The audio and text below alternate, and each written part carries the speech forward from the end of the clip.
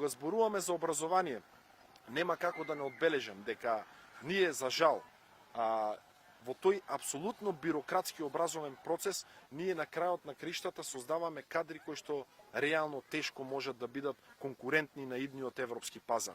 Ние сметаме дека македонското образование треба да биде по германскиот модел. Малку часови, малку ученици во настава во час, со малку, но точно специализирани предмети во кои што да можеме да ги развиваме талентите на нашите деца. Знаете ли, на крајот на криштата се случува следниот факт.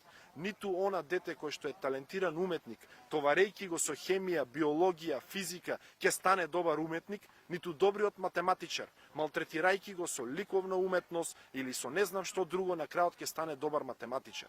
Крајно време е да имплементираме онаков систем на образование кој што реално функционира. Функционира во Словенија, функционира во Германија, во Австрија, во Холандија. Јас не гледам кај е проблемот да биде имплементиран и во Македонија. Односно, наставниците сметаме дека треба да бидат, за да бидат мотивирани над средното ниво во општеството, да имаат личен доход. Но истовремено со тоа да престанеме со онаа бирократија со која што ги гушиме наставниците, им ја убиваме креативноста, ги влечкаме наставници по математика на некакви си обуки кои што се сврзани со култура, со уметност, обуки за се, а на крајот на криштата станува едно ништо.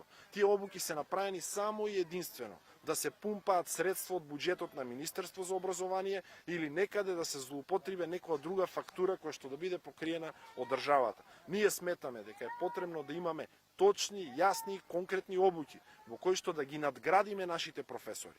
И друго, многу е важно учениците да имаат помалку часови. Многу е важно тие да можат да бидат концентрирани. За едно дете од трето оделение, или прво, или четврто, или пето, да го врзете вие 6 часа, 7 часа во училиште, за мене е нелогично. Зошто во нашево образование не размислуваме за спорт? Зошто во нашево образование не размислуваме за креативниот момент кај учениците?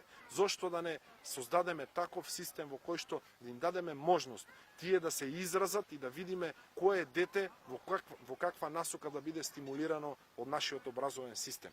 Кога зборуваме за начинот по кој што треба да се развива образованието, нема како да не споменам дека овој систем на апсолутно безпринципно завршување на високо образование, со купени, со платени дипломи од најразлични институции во државата, кои што се користат најчесто од партиски војници, за да се вработат на високи државни функции, кои што покажува дека ние во администрација вработуваме неспособни луѓе, кои што не биле способни да завршат еден нормален, високо котиран европски универзитет или македонски, требало да учат некаде на некој приватен универзитет и да си купат диплома, и на крајот на денот тој капацитет го товараат врз државната администрација и гледаме како функционира таа. На нас ни требаат млади, образовани и способни кадри, кои што да работат во името и во интересот на македонското општество и држава. И затоа ние сметаме дека оваа пракса еднаш за секогаш во државата, во Македонија, треба да престане.